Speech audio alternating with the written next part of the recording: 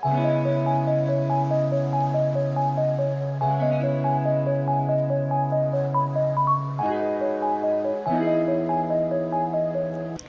പുതിയൊരു വീഡിയോയിലേക്ക് എല്ലാവർക്കും സ്വാഗതം. ഈ മാസം ഞങ്ങൾക്ക് സ്പെഷ്യലായിട്ടുള്ളൊരു മന്താണ്. കാരണം റമദാൻ സ്റ്റാർട്ട് ചെയ്തേക്കുകയാണ്. അപ്പോൾ അതിൻ്റേതായിട്ടുള്ള തിരക്കുകളും കാര്യങ്ങളൊക്കെ എല്ലാവർക്കും ഈ മാസം ഉണ്ടാവും.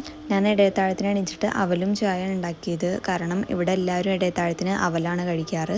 അതുമാത്രമല്ല, നമുക്ക് ആ ടൈമിലൊക്കെ എണീക്കുമ്പോൾ നമുക്ക് ഹെവി ആയിട്ട് അങ്ങനെ കഴിച്ചിട്ട് കിടക്കാൻ പറ്റില്ല. എനിക്ക് ചില സമയത്ത് ഇടയത്താഴത്തിനൊക്കെ എണീക്കുമ്പോൾ എന്തെങ്കിലും ലൈറ്റായിട്ട് കഴിച്ചാൽ മതി. പക്ഷേ ചില ടൈമിൽ എനിക്ക് രാത്രി, അതായത് നമ്മൾ നോമ്പ് തുറന്നിട്ട് നല്ല രീതിയിൽ ഫുഡ് കഴിച്ചിട്ട് കിടന്നില്ലെങ്കിൽ ഞാൻ ചോറ് ഒക്കെ കഴിച്ചിട്ടാണ് കിടക്കാറ് ഇടയത്താഴത്തിന്.